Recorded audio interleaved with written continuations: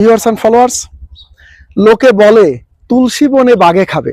শব্দটার মানে হচ্ছে তুলসী বনে কখনো বাঘ থাকা সম্ভব না, কিন্তু তুলসীর আছে এত গুণ যে আপনার শরীরকে, আপনার মনকে, আপনার দেহকে শুধুমাত্র পবিত্র নয়, আপনার সুস্থ রাখার এক মহা ঔষধ এই তুলসী গাছ।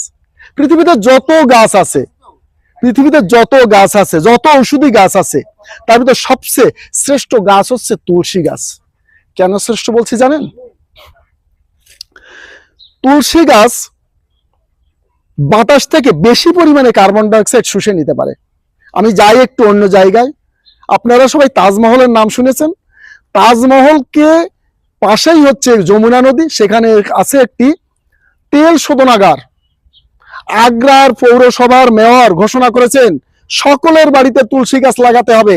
শুধু তাই নয়, যাদের ছাদ বাগান, সেই ছাদ বাগানেও যেন তুলসী থাকে। কেন? তুলসী বাতাস থেকে সবচেয়ে দূষিত পদার্থ নিজের ভিতর গ্রহণ করে তাকে পরিশুদ্ধ করে দেয়।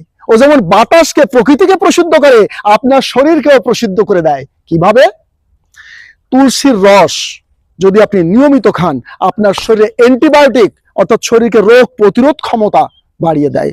তুলসীর রস যদি নিয়মিত খান, একটু আদা দিয়ে, আপনার শরীরের ভিতর যত রকমের শ্লেষ্মা বলেন, কফ বলেন, জমা কফ, ওটা তরল করে বের করে দেয়। আচ্ছা বলুন তো, এমন একটি গাছ কি আপনার বাড়িতে থাকতে পারে না?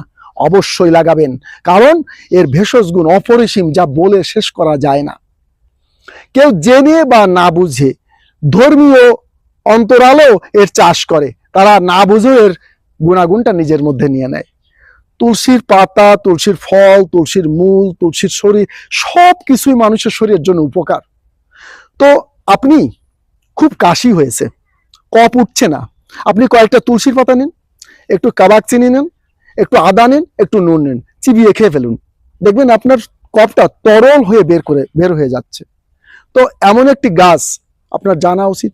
তুলসী গাছ অনেকে, হিন্দু সম্প্রদায়ের লোক যারা, তুলসী গাছ অনেকে ভক্তি করে পুজো করে, তুলসী গাছে পুজো করে, প্রণাম করে, নমস্কার করে, দ্যাটস এনাফ। কিন্তু গুণাগুণ যদি না জানে, ও পুজোয় কোনো কাজ হবে না যদি শরীরের পুজো ঠিক না রাখেন।